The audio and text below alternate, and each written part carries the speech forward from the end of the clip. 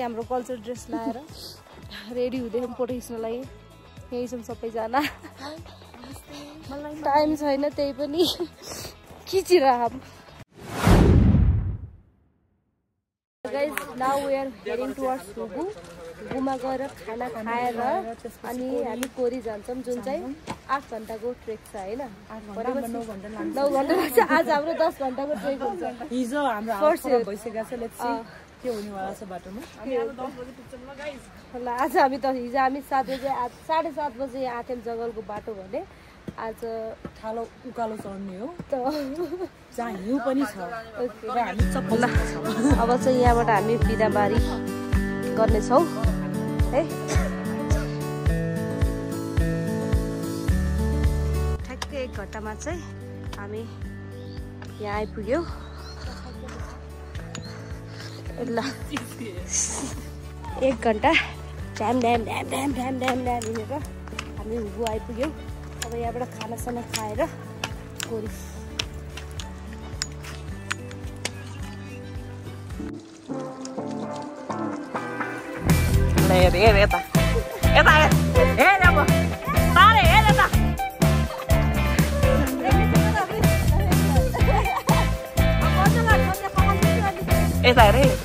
म जे पाइते बोलेछु यो builder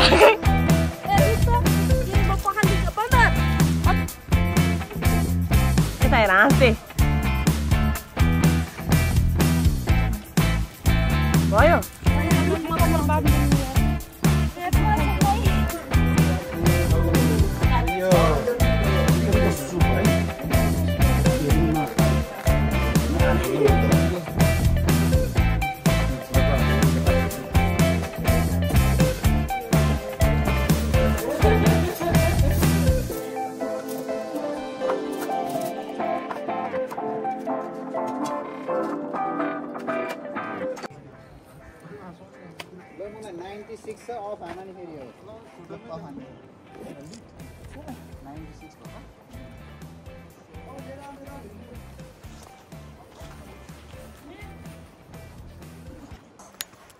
Now we are heading towards कोरी अनि त्यहाँ चाहिँ 8 घण्टाको ट्रेक हो भन्नु भएको छ वहाँको 8 घण्टा हाम्रो 9-10 मेबी के I'll let you know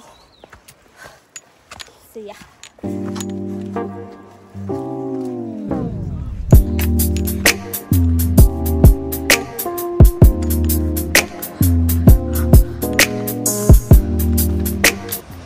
ठ्याक्क 1.5 घण्टामा चाहिँ हामी कहाँ आइपुग्यौं नौलखर्का है हामी हुगुबाट 1.5 घण्टामा चाहिँ नौलखर्का आइपुग्यौं अझै छ यहाँ एकछिन रेस्ट गर्छौं पानी सानी खान्छौं and then we will go guys यो ट्रक बनाउनु अनि यहाँ चाहिँ हाम्रो दाइ हुनुहुन्छ हामीलाई सपोर्ट गर्न आउनु भयो है दाइ हेलो भन्दिनु एकदम मिजासिलो दाइ दाइ हाम्रो बाइकमा लगिदिनु न माथि बाइक जान्छ दाइ यहाँ एकछिन पानी सानी खाने चिया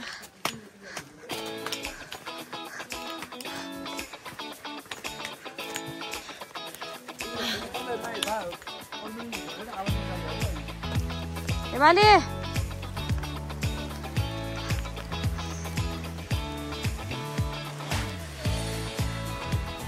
बालीविराज एभ्रिवेयरमा हामी रेनकोट लाएर हिँडिरहेका छौँ पानी चाहिँ परिराख्ने के है एकदम पानी परिरहेको छ बाटो पानी चाहिँ रेनकोट झिक्ने लाउने पानी पऱ्यो भने चाहिँ हुन्छ तर पानी चाहिँ परिहाल्छ त्यसलाई ठुलो कुरै छैन चाहिँ यो फुल रहेछ यसलाई चाहिँ के भन्दो रहेछ अरे चाप होइन जस्तो लोटस जस्तो के लोटस के अरे रुखमा फल्ने लोटस जस्तो के ए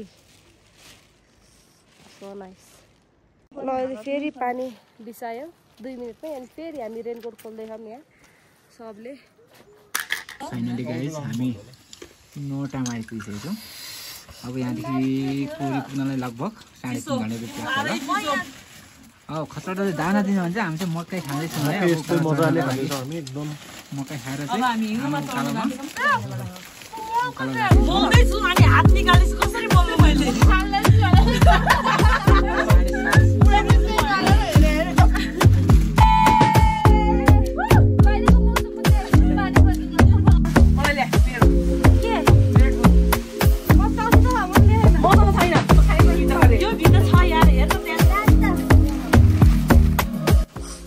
चार 10 भइसक्यो। हामी चाहिँ अझै यहीँ छौँ किनभने एकदम जाडो भयो। हात पनि कानिरह बाटोमा कुन चाहिँ भेटाएन मैले।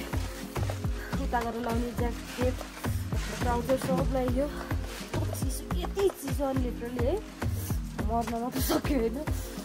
यो लाएर हिँड्ने विदाउट एनी रेस्ट अब हिँड्ने यस्तो चिसो हो क्या साँच्चै।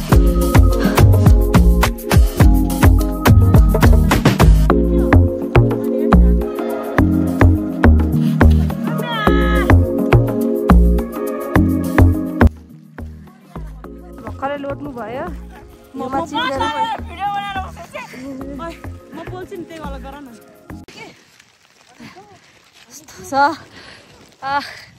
स्नो परिरहेको छ है। यहाँ चाहिँ स्नो हो। यो चाहिँ पुरै भिजिसकेको छ। यो पनि जुत्ता एभ्रिथिङ है गाइज पुरै भिजिसकेको छ कि दाइ। मुखमा स्नोले हानिरहेको छ। मुख त जमेर बर्बाद भइसक्यो। यसै पढिछु मैले फोटो भए मेरो अनुहार त सुन्नेको कि के हो गाइस। हामीले फोटो पनि खिच्यौँ। यस्तो छ यस्तो पर्यो मेरो अनुहार त्यस्तो रहेछ है। वाउ सो ब्युटिफुल गर्ल यार।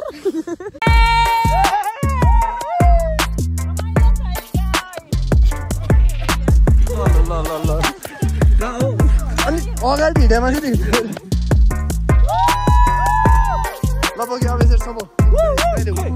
फाइनली हामी 10 बजे कोरी पुगियो र एकैछिन रेस्ट गरेर खानासाना खाएर सुत्नतर्फ लागिहाल्यौँ।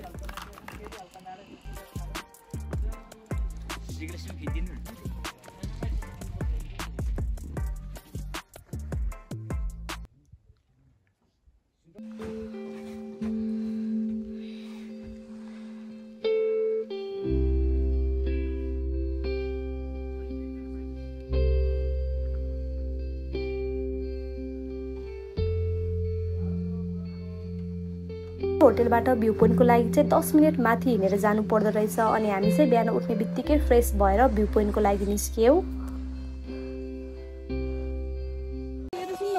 एकछिन ला त अम्सी खिच्दैन बिन्दा एउटा लास्ट फोटो खिच्दैन के हो यतातिर खिच्दै म यसै उफ्रेर यस्तो गर्छु। कहाँ उफ्रेर त उफ्रे मोर्लिस।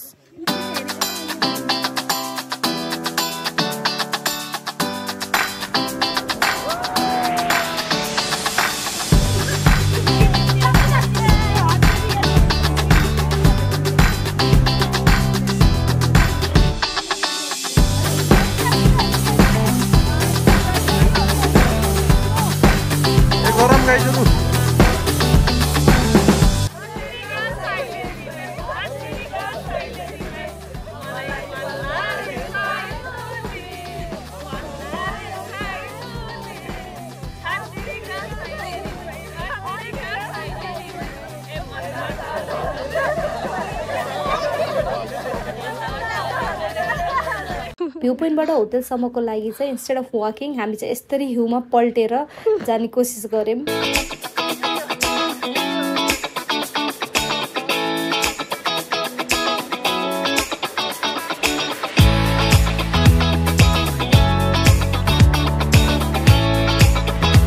हामी चाहिँ हाम्रो कल्चर ड्रेस लगाएर रेडी हुँदै फोटो खिच्नलाई यही छौँ सबैजना।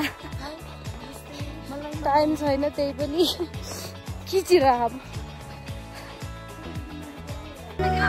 भिडियो काटेर किन भाइ।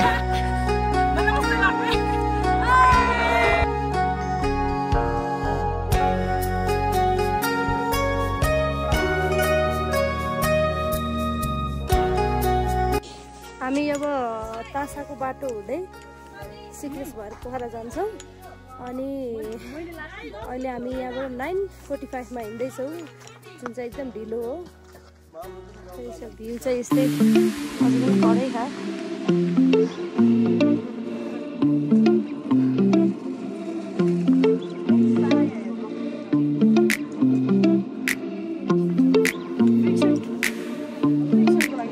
हेलो हाय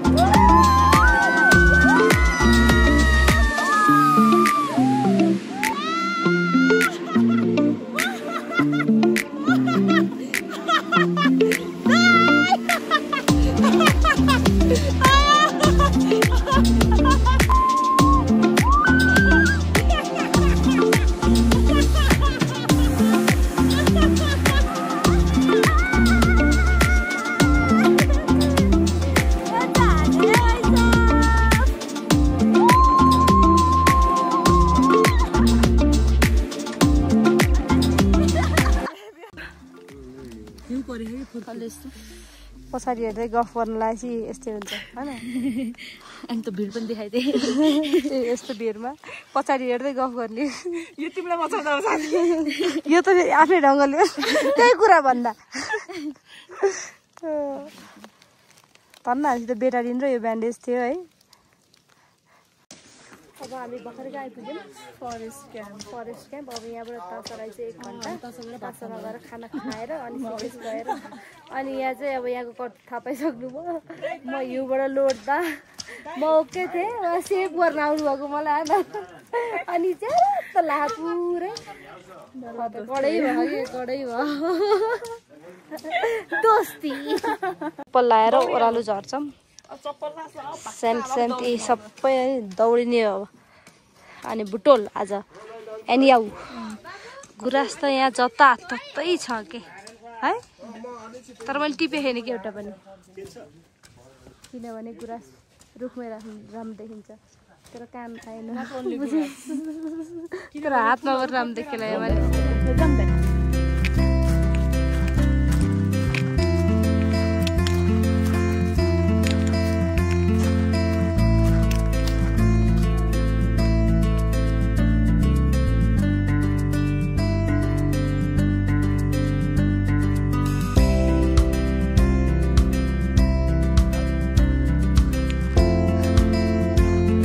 10 बजे हामी कोरीबाट हिँडेको, ठ्याक्क 2 बजे चाहिँ हामी तासा आइपुग्यौँ। अब यहाँ चाहिँ खानासाना खाएर सिक्लेस तासा। अनि हामी चाहिँ पछाडि छौँ। हामी तासामा खाना खाएर सिक्लेसतिर लाग्यौँ। सिक्लेस नपुग्दै तलतिर हाइड्रो पावरमा चाहिँ जीप रिजर्भ गर्न सकिँदो रहेछ। सो हाम्रो टिम पुगेर हामीले जीप रिजर्भ गऱ्यौँ र डाइरेक्ट राति 9 बजे पोखरा पुग्यौँ र त्यहाँबाट बस लिएर हामी बुटोल आयौँ र हाम्रो कोरीको यात्रा यही नै हो। See you next time, bye by.